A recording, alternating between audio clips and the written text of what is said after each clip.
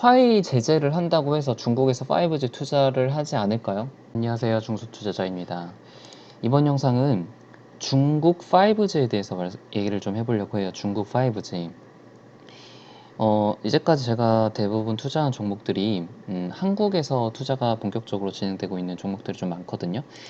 근데 사실은 5G가 전 세계 글로벌적으로 진행이 되고 있잖아요. 우리나라가 가장 먼저 상용화가 되고 있고, 그다음 미국, 그리고 중국, 일본 이 정도 순서로 될 것 같은데, 제가 뭐 뉴스랑 뭐 이것저것 좀 보다가 중국 쪽에 대해서 조금 더 집중을 해야 된다는 그런 생각이 좀 들었어요. 그래서 원래 제가 그 좋은 레포트, 나쁜 레포트에 대한 영상을 좀 준비를 하다가 예전에 투자를 했었던 RFHIC라는 레포트, 최근 레포트를 좀 봤는데, 이게 아이디어가 너무 좋고 이거를 통해서 조금 좋은 레포트를 읽는 방법을 간접적으로 알 수가 있을 것 같아 가지고, 일단 RFHIC에 대해서 조금 소개를 먼저 해드리고 다음 영상에서 레포트에 대해 조금 더 말씀을 드리도록 하겠습니다.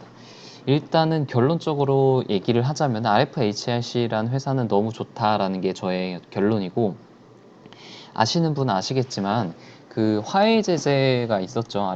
화해 제재가 있어가지고 굉장히 큰 하락을 했었는데, 이때 37,000원에서 거의 2만 원대 초반까지 떨어졌으니까 거의 반토막 50%가 하락을 했죠. 단기간에 일주일도 안 돼서. 그러니까 어마어마한 하락을 했었는데, 이때 이슈가 미국에서 이제 화해 제재를 한다고 해서 급락을 했었고, RFHIC에 대해서 간단히 말씀드리면은 이게 이제 GAA, 이게 질화갈륨이라는 그 트랜지스터인데, 이거를 만드는 회사예요. 이게 이제 통신 장비에 쓰이고, 이제 레포트들에서 이제 잘 나와 있지만, 예전에는 이 그 질화갈륨을 쓰기 전에 LDMOS라는 트랜지스터를 대부분 사용을 했어요. 이게 이제 수십 년 동안 이거를 사용을 했는데, 이게 왜냐면은 저렴하기 때문에, 그리고 주파수가 3GHz보다 낮은 데서는 대부분 이거를 사용을 하지만, 이제 3.5GHz 및 28GHz 이상 주파수에서는 LDMOS 트랜지스터로는 이제 물질적 한계가 있어서 질화 나트륨 트랜지스터가 확대될 것이라고 예상이 되고, 이게 2022년까지 연평균 14% 성장을 할 거라고 기대를 하고 있습니다. 이거는 이제 그 RFHIC 사업보고서에서 제가 따온 내용이고, 자, 그래서 이 질화 갈륨이 효율이 훨씬 좋아요. LDMOS보다 효율이 훨씬 좋다고 알려져 있고, 근데 이제까지 쓰지 못했던 이유는 가격이 좀 비쌌는데, 그래서 이제 방위 산업체 쪽에 주로 납품을 했었거든요, RFHIC가. 근데 이게 수율이 좋아지고 가격이 낮아지면서 이것들을 이제 앞으로 더 상용화가 될 가능성이 훨씬 많다는 거죠. 그리고 실제로도 화웨이에서 이게 사용을 하고 있고. 자, 그러면은 질화나트륨 판매하는 곳은 어딘지 시장 점유율을 보면은 서미토모라는 곳이 60%를 차지하고 있고, RFHIC가 25%를 차지하고 있어요. 그리고 나머지 기타 회사들이 나머지 파일을 나눠 가지고 있고, 그러니까 이건 거의 독과점 시장이라고 볼 수 있어요. 이게 기술이 쉽지가 않기 때문에 오랫동안 연구 개발을 하지 않은 회사들은 이 진입 장벽이 쉽게 들어올 수 없는 그런 제품인 것 같아요. 그래서 이게 두 번째로 2위의 시장 점유율을 차지하고 있고 독과점인 시장이기 때문에, 그래서 이 RF 회사 자체가 PER이 굉장히 높았어요. 그동안 다른 회사에 비해서 높았고 매출도 좀 나오고 있었고요. 그러면 이제 화웨이와의 관계는 어떠냐? 화웨이와의 관계는 좋습니다. 화웨이 관계는 그 매출처의 반절 가까이가 화웨이고, 그 다음 17%가 이제 삼성전자고, 매출 구성을 보면은. 그리고 이제 방산 업체들이 19%고 국내 중개가 7%에 있어요. 그러니까 매출의 대부분이 화웨이 쪽에 납품을 하고 있고, 화웨이 쪽에서 이제 5G가 대규모 투자가 되면은 이 RF 쪽에 수주가 잔뜩 들어올 수밖에 없다라고 간접적으로 판단을 할 수가 있겠죠. 그러니까 이런 자료들이 사실은 뭐 사업 보고서에서도 잘 나와 있는 경우가 없고, 뉴스나 기사 같은 데서도 이렇게 정리가 잘 된 것들은 사실은 찾아보기 힘들거든요. 그러니까 이런 이런 좋은 자료들을 레포트에서 얻을 수가 있어요. 좀 더 정확하게 알려면 사실 이제 사업보고서나 IR 쪽에 전화를 해야 되는데, 일단은 기본적인 백그라운드를 레포트에서 다지고 나서 IR에 전화를 하면 훨씬 더 많은 정보, 고급 정보들을 알 수가 있다는 장점이 있습니다. 이건 이제 레포트의 저의 굉장히 순 기능이라고 생각을 하고 있고, 이런 점들은 이제 적극적으로 레포트를 보면서 활용을 해야 되고, 그래서 저는 레포트는 무조건 많이 봐야 된다는 게 저의 생각입니다. 일단 이제 화웨이 제재가 있었는데 그거에 대한 영향은 어떨지에 대해서 좀 생각을 좀 해봐야 돼요. 최근 엄청나게 주가 폭락이 있었는데, 다른 기업들에 비해서 이게 왜 그렇게 많은 PER을 받았는지, 이게 그 매출 EPS를 좀 봤을 때 거의 30 가까이 됐거든요. PER이 30 가까이 됐었는데, 다른 기업들은 뭐 15에서 20 정도에 비해서 이거는 PER이 30.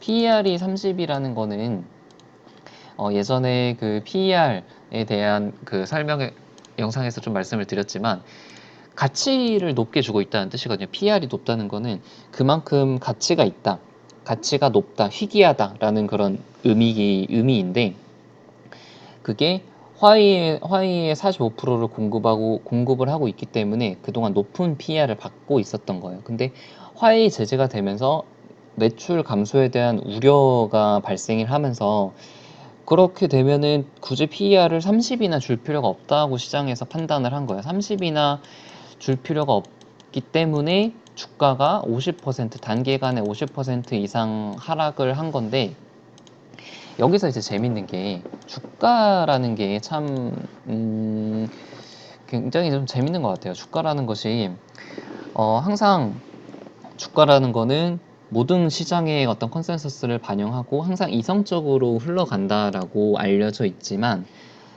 대부분의 기관은 그래요. 제가 봤을 때 한 80% 이상은 이성적인 그 가치의 수렴에서 주가가 움직이지만, 20% 정도의 구간에서는 비이성적으로 오르거나 비이성적으로 내려가는 구간이 발생을 한다고 생각을 합니다. 그러니까 굉장히 시장에 관심이 집중이 돼가지고 과열 구간에 있거나, 아니면은 지금 RFHIC처럼 투매가 되는 투매 현상이 발생하는 그런 경우도 있어요. 이런 구간에서는 사실은 매도를 하면 안 되겠죠. 이런 구간은 투매이고 비이성적으로 매도 물량들이 많이 나오는 시기이기 때문에, 오히려 이런 구간에서는 이성적인 투자자들은 오히려 매수를 했을 수도 있어요. 왜냐하면은 화웨이 제재가 된다고 해서 중국 쪽 5G 투자가 뭐 반절로 줄거나 아니면은 완전히 뭐 1, 2년 뒤로 딜레이 되거나 이런 게 아니기 때문에, 이거는 이성적인 판단을 한 사람들은 저기서는 오히려 역발상으로 더 투자를 할 수가 있는 그런 기회였다라고도 생각을 할 수가 있습니다. 자, 그러면 이제 이성적으로 생각을 해봅시다. 이성적으로 생각을 하면은 화웨이 제재를 한다고 해서 중국에서 5G 투자를 하지 않을까요? 혹은 중국에서 화웨이 물량이 점유율이 줄어들지를 생각을 해보면은, 물론 글로벌적으로 봤을 때는 유럽 쪽으로 가는 물량이라든가 다른 그 수출하는 물량은 어느 정도는 감소할 수가 있어요. 감소할 수가 있지만 중국에서의 투자는 그대로 진행이 될 거라고 생각을 하거든요. 50% 이상 화웨이가 차지를 하고, 그렇다면은 중국 시장의 크기를 한번 살펴봅시다. 중국 시장은 저도 어느 정도인지 감을 못 잡고 있는데 정말 어마어마한 것 같더라고요. 이게 이제 7월 2일자 뉴스인데, 2025년까지 중국의 이제 5G망이 175조가 투자가 된다고 레포트가 하나가 나왔습니다. 그러니까 기지국 수로만 따지면 2030년까지 490만 개의 기지국이 보유가 될 것이고, 금액으로 따지면은 175조의 투자 금액이 투자가 될 건데, 비교를 좀 해볼까요? 삼성전자가 비메모리 쪽에 얼마를 투자한다고 했냐? 133조를 2030년까지 투자를 한다 그랬죠? 근데 중국은 이 기지국 쪽에만 175조를 투자한다고 해요. 그러니까 우리나라가 지금 6만 대 기지국이잖아요. 우리나라가 6만 대 기지국인데 중국은 내년에 35만 대 예정이 되어 있고 2021년 70만 대 예정이라고 해요. 여기서 이제 레포트를 같이 좀 볼게요. 레포트를 한번 같이 보면은 이게 이제 좀 최근에 나온 레포트인데 상당히 또 좋은 것 같아요. 화웨이 제재에 대해서는 객관적인 시각을 비추고 있는 레포트예요. 미국 입장은 핸드폰 관련해서는 스마트폰 관련해서는 풀어졌지만 통신 장비에 대해서는 단기간에 바뀌지 않을 것이다. 계속 무역 협상 딜로 사용을 할 것이다 라는 것이 이 레포트 내용인데 팩트죠. 사실이죠. 사실에 대해서 얘기를 했어요. 그리고 무역 제재가 시작된 이후에 한 수출분 관련해서 200에서 300억 정도 가이던스를 낮춘 것도 상향 조정은 없을 것이다. 그러니까 지금 굉장히 객관적으로 얘기를 하고 있죠.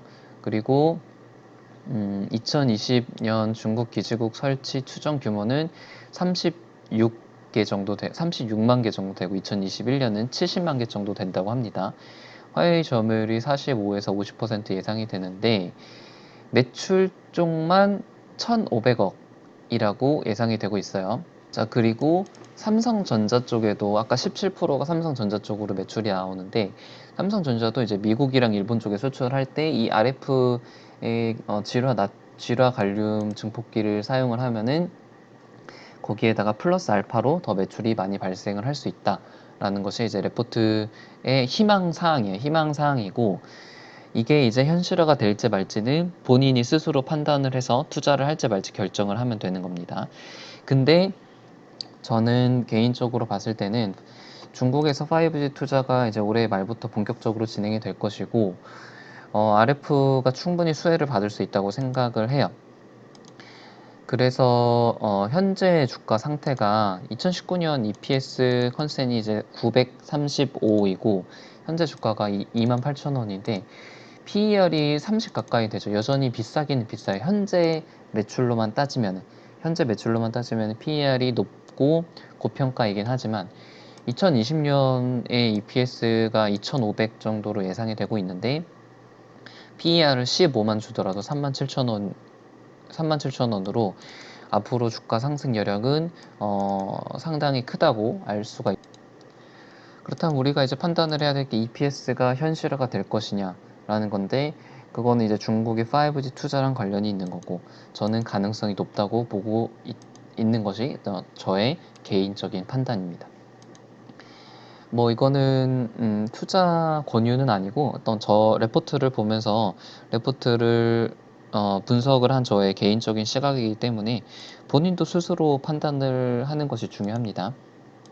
그래서 앞으로 어떤 영상을 찍을 거냐면은 이제 앞으로 계속 5G에 대한 뉴스라든가 여러 가지 기업들 제가 이제 투자를 하고 있는 기업들의 그 분기 실적 앞으로 뭐 7월 중순, 7월 말 정도 되면은 이제 실적 시즌이 될 텐데 네, 사업 보고서들 보면서 그것 앞으로 어떻게 좀 더 흘러갈지 1분기랑 비교하고 또 전년도랑 좀 비교해서 얼마나 좋아졌는지 이런 것들에 대해서 영상을 좀 찍어 볼 거고요. 그리고 제가 그 다음에 좀 꿀팁이 하나 있는데 텔레그램 아시죠? 텔레그램 어플에서 각종 공시랑 레포트를 받아볼 수 있는 그런 프로그램이 있어요. 굉장히 좋은 것 같고 일일이 다 찾아보지 않아도 돼서 굉장히 좋은 것 같은데 이거는 다음 영상에서 제가 좀 찍어서 보여드리도록 하겠습니다. 네.